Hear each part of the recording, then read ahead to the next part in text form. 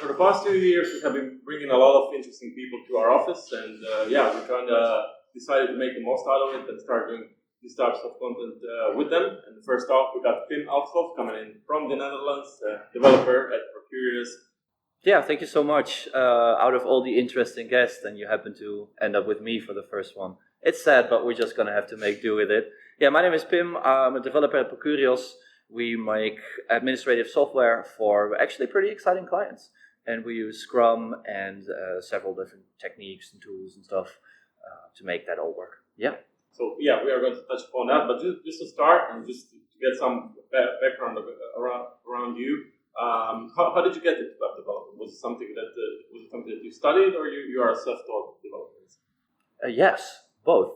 So when I was studying Informatica in Nijmegen, I actually met a fellow student who was already into web development. He was working for a company, so I got my first side gig as a web developer.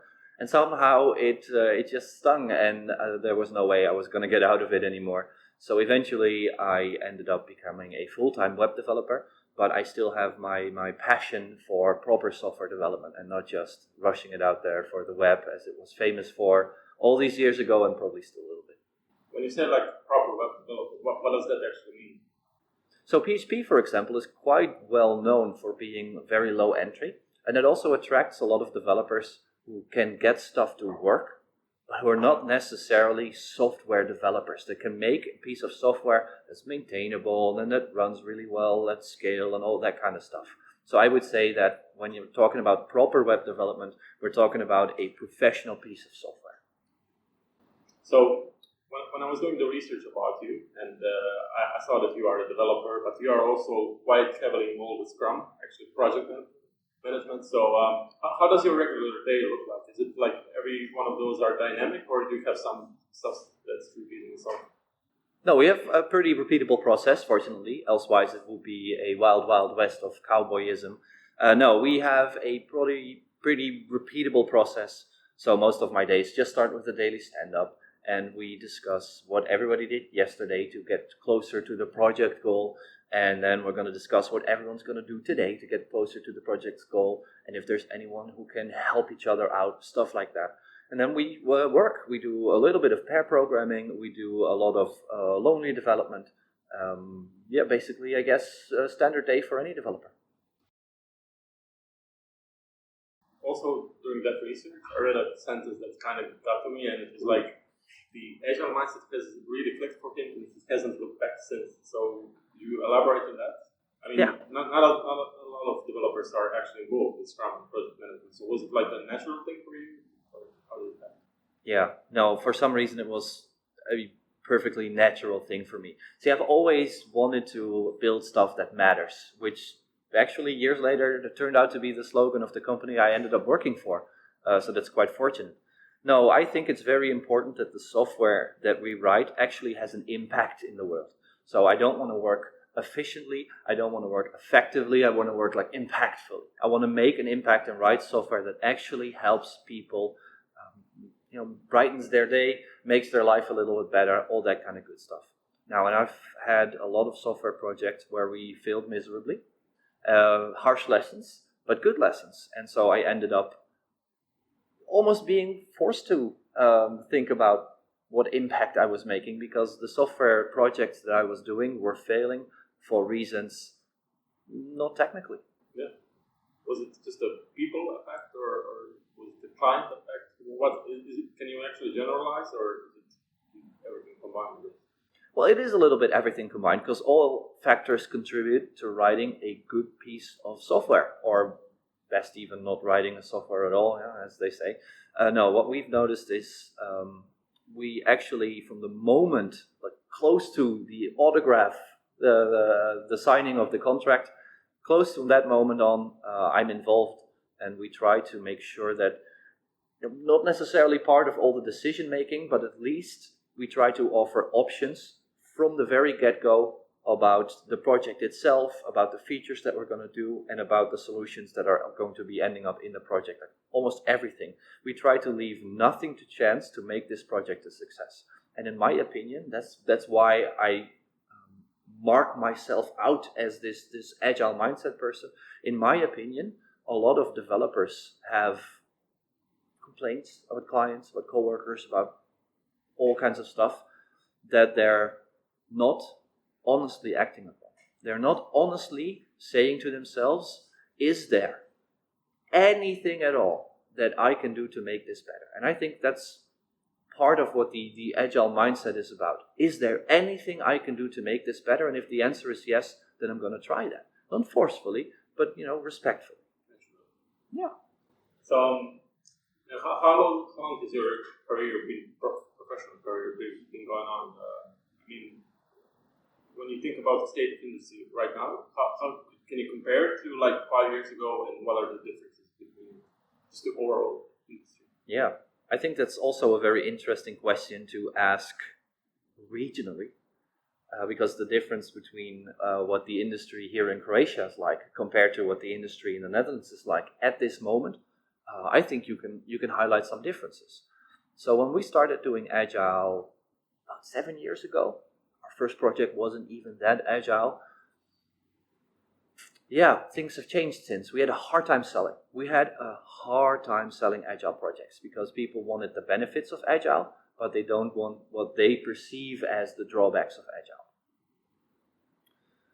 And these waterfall projects, like to counter Agile, you have like this idea of Agile, this idea of waterfall. These waterfall projects are very much based on certainty, on eliminating risk, calculating everything that's going to happen, and then we are certain how the project's going to go. And this certainty, of course, is never actual, it's never real. Whereas with Agile, we embrace the risk of change and stuff like that. We embrace that we are going to learn new things. We embrace that we don't want to invest time into features that we may never even end up making. And so it's been a bit of a struggle to sell this, but we've noticed over the years in the Netherlands, it's become easier and easier and easier to sell this. Customers have become aware of the word Agile, have even become aware of the word Scrum. They're not so surprised anymore that we do things the way we do them, but they still want to know upfront, what are we going to end up getting? That question still remains, is still very difficult to answer. But we have some ideas on how to approach that. From what I hear here at Locastic, you face similar challenges. Yeah, indeed you do. And I think you did touch upon it with Danilo, with Antonio most of the time, and it was kind of inspiring to listen to those stories combining, even though, as you said, we come from completely different region and different mentality, mindset and everything. So yeah. You did touch upon the clients and some of their requirements and the whole education part of the client itself, but the other component in all of that universe are the developers themselves. And I think you are a really good person to talk about this, since you've been on both sides, right? From the developer side, but also from the managerial side, and everything. So, the current climate in the industry is that the current state of senior developers is not at the high speed. I don't know if that's the right term, or what do you think? What makes a senior developer competent? A competent senior developer. I like how you preface that. What makes a senior developer? So I think one thing that doesn't make a senior developer is the amount of money that you get paid, of the number of promotions that you've had, or something like that. That makes people feel good. Indeed. Does it actually make them productive? Does it make them senior in the face of others? Maybe not so much. I think Joel Spolsky wrote a really good article on this. It's called hitting the high notes, on people who can consistently hit those high notes. And of course, he's making the comparison to opera singers, which is, I guess it's not that different from programmers. We're all divas, right? But consistently being able to hit high notes, I think that's what makes you more of a senior developer. Now, that can come in a lot of ways. So, for example, if you on your own as a developer can write good software, can write that software in a low amount of time, and can write it so that anyone or almost anyone can maintain it, if that's a level of competency that you can achieve, yeah, I would call that senior. But on the other hand, if you are very smart and very gentle and you can guide others, like even if you on your own might not be the fastest developer, but your presence makes 5 people, makes 10 people better developers, I think that's a whole different kind, but it is seniority. So I think for everyone, at some point during your career, like when you're a junior, you're just mastering the machine itself. You're just mastering the tools that are in front of you. You're going to master how can I make this machine do what I want at a somewhat predictable pace. And then at some point you have to, it's a little bit like learning how to drive, right? First you learn just, I have to control this car. And then you have to observe traffic. And then you have to actually get somewhere.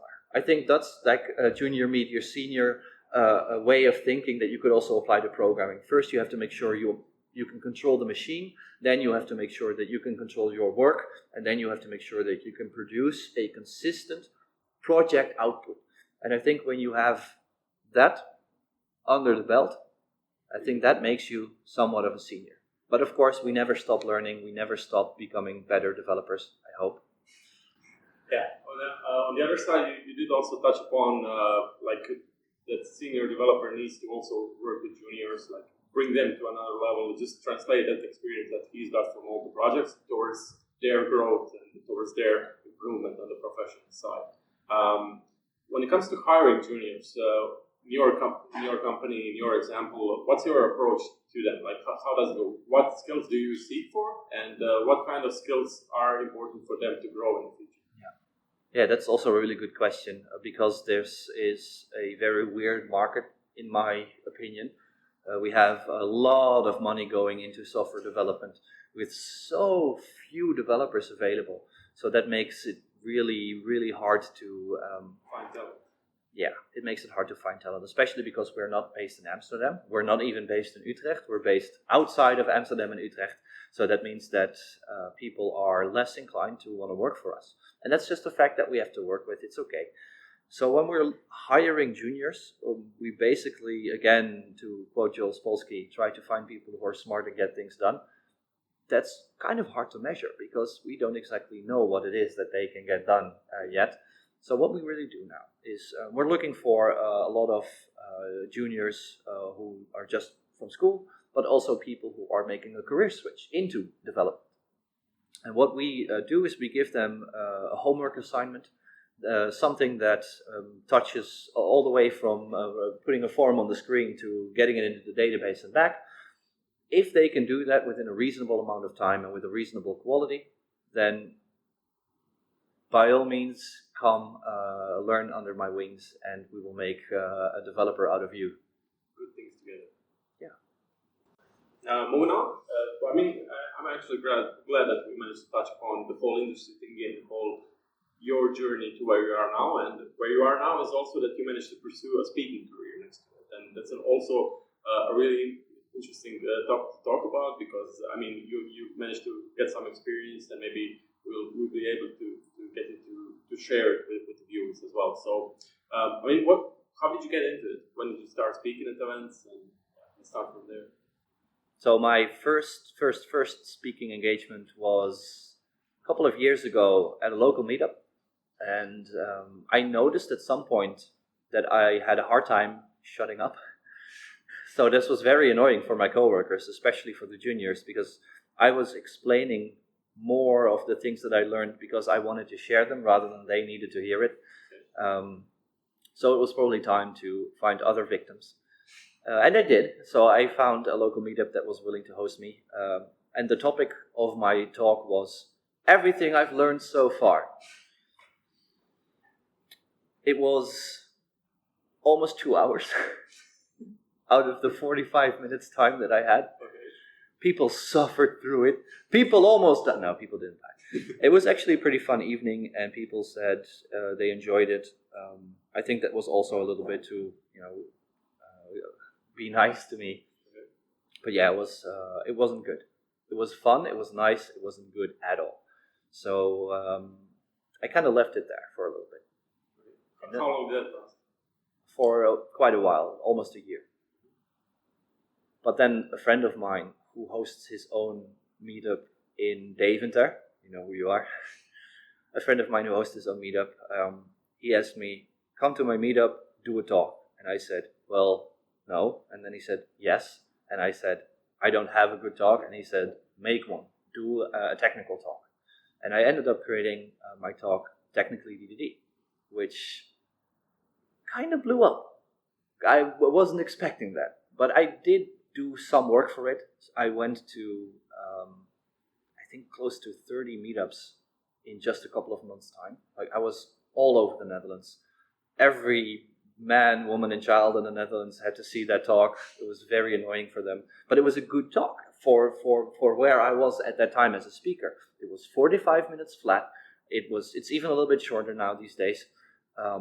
It covered all the content that I wanted to cover, and it sent people home with one clear message. So that was actually pretty good.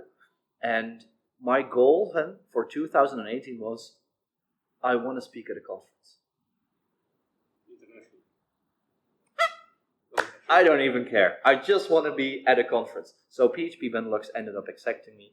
So it was January 2018, probably February, that we got a chance to stand there on stage, and it sucked. I was horrible. Yeah, I'm not kidding. Was it a joke? No, a little bit. So I was used to speaking at local meetups. So I'm usually there in the middle of a group of people, and we're basically having a long conversation with large parts of it guided by my slides.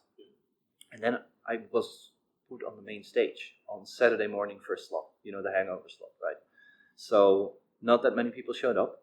They sat everywhere and nowhere. So there was no connection with the audience whatsoever. I basically just stood on stage and danced until the piano music started playing me off. My talk, that was created for 45 minutes flat, lasted 25 minutes. It was hugely awkward, and I felt horrible the entire day. I just sat in the corner of the big auditorium, and I just moped all day. And then at the end of the day, I actually got an email that I was accepted to speak again somewhere else in Lithuania. So that was a bit of an unexpected success. And I ended up doing, I think, 9 conferences in 2018. Wow. It's huge for a so-called new speaker. Yeah, it was. And it was completely unearned and everything. It was just luck. I just had a good topic. Like DDD is still a little bit this up-and-coming topic that so many people haven't really heard about. It's a really good buzzword, yeah. So, I was very fortunate. Right place, right time. Yeah. So moving on, what do you feel like? You did say that you had a bit of luck, and it wasn't really everything that you planned. But what do you think is more important in the speaking world? Is it the talent or the whole preparation thing for a talk? That's not both, of course. Like if you look at speakers that you enjoy, they're probably good at both. Which doesn't mean that if you don't have the talent, that a lot of hard work won't get you there, and if you have the talent, that you can be lazy. But I would say that most of what you see as talent probably is some hard work. I, for example, have spent a lot of time at Toastmasters. So I've really tried to hone my speaking skills. A lot of what I do on stage is not accidental. Well, yeah. We've seen it yesterday. That most of the stuff looks spontaneous, but I guess it wasn't. Maybe not. Thank you so much. Yeah. So you'd say it's a mixture of both. Yeah. And do you have any advice that you would share for aspiring speakers, for someone who would like to attend conferences and speak, and maybe emphasize on some mistakes that maybe you made? Yeah. Speak for your audience. Don't speak for yourself. Simple as that. Yeah. Okay. And just the last one for that speaking part would be, what's your favorite place where you've been speaking? Oh, now you're putting me on the spot. It's a curveball. Yeah, it's a curveball. So what am I going to do with this curveball? I can say a couple, right? I have to pick one. Yeah, pick one. You don't need to go for. Oh, it's a hard ball. Yeah, so I've to answer the obvious part of this, I've had a really, really good time here in Split. A really, really good time. Split is a wonderful city to be and to just take your time, walk up the hill. If you get the chance to be here, there's a lovely restaurant there and the view is amazing. But let's limit it to conferences, so I don't have to answer this difficult question on the spot. My favorite conference that I've been to was Webcam Zagreb. Okay. Yeah. It's also a Croatian conference. It's also a Croatian conference. Yeah, we have I think we have found somewhat of a mutual love. No, I really enjoyed my time there. I was able to meet some wonderful people. I was able to do my favorite talk, which also helps. And the amount of preparation that the conference organizers have shown and the care that they have taken for the speakers is unmatched. Even though I enjoyed and really appreciate every conference that I've been to and how much they've invested into making the speakers happy, because each and every single conference that I've been to has done that, but Webcam Zagreb was just that little extra. Yeah, I'm sure they're going to be happy to hear that afterwards. Yeah, but I hear good things about Web Summer Camp, which I will be attending this year. So we'll see. We'll see. Yeah. So, like you said, you've been to Croatia a few times. You've been to WebCamp. Now you've been to Tinel. You've also been to Grow It in Novi Sad in Serbia. But what about your own hometown? How does it feel? How is the tech climate in your city? So I'm from Veenendaal in the Netherlands, and there actually is a web development Veenendaal meetup, which I spoke at once.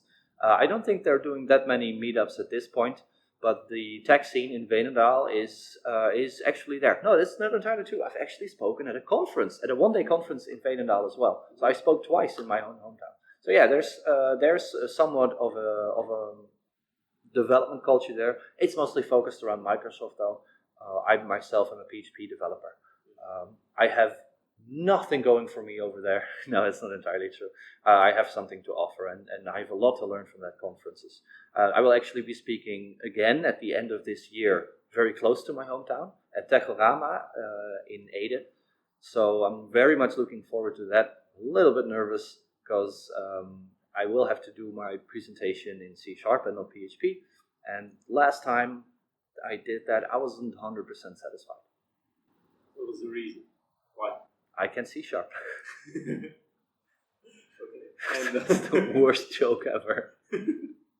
You can cut this out. We'll let the audience. Yeah. So do you still attend those meetups regularly? Those in your hometown and around?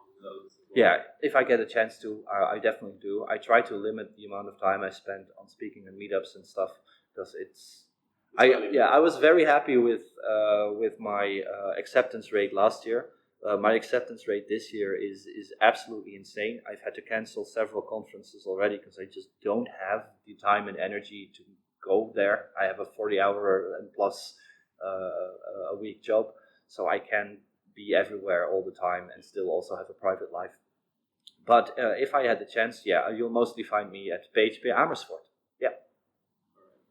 And besides the obvious, let's just talk about the disparity between a conference and meetup. So, besides the obvious, more people at the conferences, probably more money invested in the organization part. But as a spectator, a viewer, and you as a speaker, what does the disparity make the disparity between conferences and meetup? What are the benefits of each, in your opinion?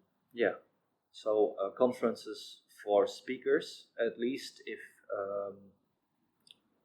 conferences for speakers, if you're especially somewhat less known, quite lonely. Yeah. I didn't expect to be not approached so much, but no one ever asks me anything, which is, I mean, fine. If they don't want to, that's okay. I've thought about maybe walking around with a sign that says, talk to me about DDD or Agile or TDD or something. Maybe I should probably give that a try sometime. So I know that several conferences have tried speakers' corners, for example, where speakers can sit and wait for the audience to approach them. In practice, it became a corner where speakers were hanging out, which isn't, I mean, that's fine too. At least they're not lonely anymore. And at meetups, of course, you get much more of a homely feeling. Living room. See what I did there? Yeah, very much so. So it's a little bit more cozy. It's a little bit of a lower threshold to start talking to each other, and especially because there's already a couple of groups forming, especially if they apply the Pac-Man rule really well, and it's not too overwhelming, and there's not 175 people at your local meetup. Yeah, then it's a little bit easier to get a conversation going, in my opinion. So you would emphasize networking as the main part of the meetups. Yeah, that's interesting. Yeah. It should be the advantage of conferences as well, but that's an advantage that you have to work for a little harder. So let's say, I mean, when you said it like multiple times that you are a type of guy that does a lot of research, reads a lot of books, watches a lot of podcasts as well. So would you like to share with the audience some of your maybe favorite ones, maybe some of those that you would like to suggest for each of one of them to be a better developer or project manager? Yeah. Let's stick at the top three. Maybe. Top three, sure. So I don't actually read that much. I probably should read more. No, that's a story. I should just read more books. Yeah. No, my top favorite book that everyone should read should be obvious, and that's Domain-Driven Design, Tackling Complexity in the Heart of Software. It's a big book. It's a thick book, but take your time. Go through it slowly. There is a huge amount of information in there, but you have to dig for it. My personal number two is only for the Dutch viewers, sadly, because the book that has influenced me the most as a speaker is sadly not translated to English for as far as I know. It's called Verbaal Meesterschap by Remco Klaassen, which translates to verbal mastery, which is a book that talks a lot about how you can use your voice and your position and stuff like that to influence people. He calls it thumping. Have you ever heard that sound? Like when you go to a bank, very old, very long time ago, you deposit a check or something, and it goes into one of those glass containers, and they send it up this tube, and it goes thump. Yeah, exactly. So he says that if you're really good at speaking, then you'll be able to thump people. Interesting. Yeah, it's a very interesting analogy. But that book has done a lot for me as a speaker, where I am in my career right now. That book has influenced me tremendously. And my third favorite book would be the Goose book, Growing Object-Oriented Software Guided by Tests by Ned Price and Steve Freeman. If you have trouble getting started with test-driven design, that's the book to read. I don't actually do TDD according to their style. I do... your own way? No, not my own way. There's basically two styles of TDD. You have the London style and I think the Chicago style. I do the Chicago style, which is less reliant on mocking.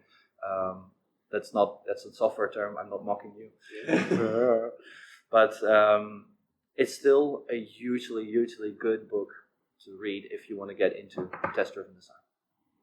Any podcasts, maybe? Is there one of those that you would like to emphasize on? Because it's probably one of those modern tools that has been taken over the world. So let's say, because it's easy to listen to. It's easy to comprehend. Yeah. Besides Podcastic, of course. Yeah. Besides. Yeah, there's another podcast that started not too long ago that I can highly recommend, which is the Maintainable Software podcast. I was actually interviewed there myself recently, so of course I have to mention that. Now, if anyone is interested in actually writing maintainable software and what you have to do to make that happen, that podcast already is a little bit on the way. It has a lot of very interesting guests, and I highly recommend to check it out. It's all in English, actually. Yeah. Yeah, no Dutch. We're going to put all the links in the description below, so you will be able to get it, and the books as well. I think we can sum it up. We've been going on for 45 minutes around that. So besides all the stuff that we said about you, your journey, and your industry, and everything, would you like to share what's the easiest way to follow you or your work? Yeah, Twitter. Yeah, P-E-L-S-H-O-F-F. Okay. Yeah. So you are most active there. You don't use any of the others? Nah, not really. I have a Facebook. I have a LinkedIn. I barely check them. Besides, I can't read my Facebook anymore because it's almost purely in Balkan language. Too many friends. Yeah, too many Balkans. Yeah, that's what you get when you come to Balkans. Yeah, everyone's very friendly. And so Twitter is the way to go. What about events? What's the next event that you're going to be at besides the workshop? Yeah, of course. Besides the workshop tomorrow, no, I'll be speaking at Web Summer Camp in Ravinia. I'll be hosting a workshop there on a little bit of event storming and a little bit of our own special secret sauce to make the event storming go a little bit better. So if you're curious, you're going to have to check that out. And besides that, I will be speaking at Symphony Live Berlin this year. I will be helping out Dilek van Hal. I will actually not be doing any work myself. I'll be just staring at him while he runs the show. And a little bit later, I will be speaking in Ede at Tegorama and then Webcam Zagreb. And then my speaker here is done. I'm tired. Yeah, that sounds huge. And yeah, I mean, for all of you in the local audience, I think the teaser for the Web Summer Camp part was great. So make sure you check it out and try to see if possible. And yeah, thanks for taking the time to talk to us, Pim. And yeah, I wish you all the luck in those speaking gigs. Thank you very much.